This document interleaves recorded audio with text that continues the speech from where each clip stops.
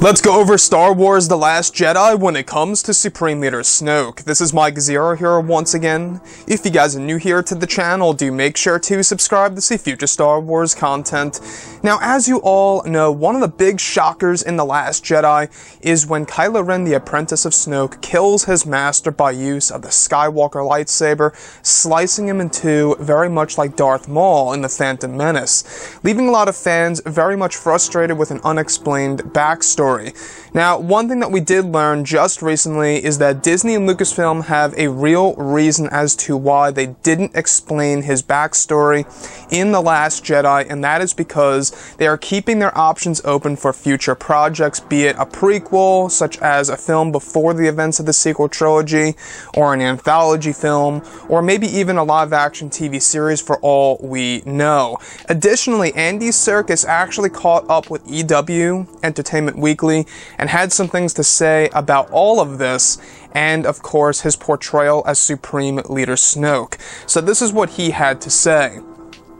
So Andy Serkis says this: "We wanted him to have a great deal of mystery, but we did. J.J. Abrams and I discussed it, and Rian Johnson and I did discuss backstories to him, where he came from. I've been asked to not shed anything. Should we want to bring him back in any way, whether in a prequel or whatever? I think there's something cool about that. It still does remain a mystery for people. I know that some people find it incredibly frustrating, but I think it allows for further exploration and layering at a further point." He goes on to state, "Yeah, I would love to think that there is room for him to come back. I think anything's possible in a Star Wars movie. I'd be all up for it. I think there's a lot more to be had from the character for sure, but I'm not in discussions with anybody at all about it."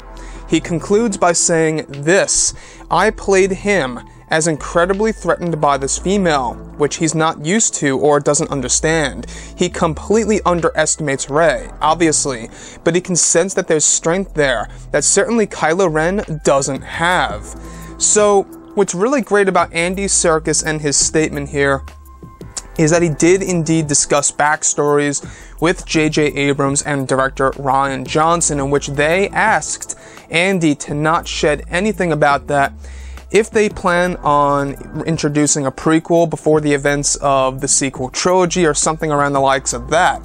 Now, we did get something similar in the original trilogy. So back in the 70s and 80s, we really never knew much about the Emperor, right? During their time, the Emperor was just this character above Lord Vader.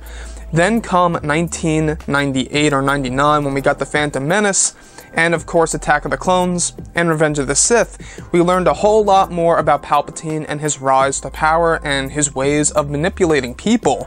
And I think that we could very well get something similar to that, where maybe there's a prequel trilogy before the events of course, the sequel trilogy. They could do something like that if they really wanted to essentially tell a more in-depth story about Supreme Leader Snoke and how he actually rose to power. So looking at all of this, we do know that the official novelization does explain some little pieces of his backstory, how he actually came out of the blue. Supreme Leader Snoke was not expected to, essentially rise within the First Order. In fact, the whole First Order itself wasn't planned. It was kind of just improvised. It kind of just came out to be on its own.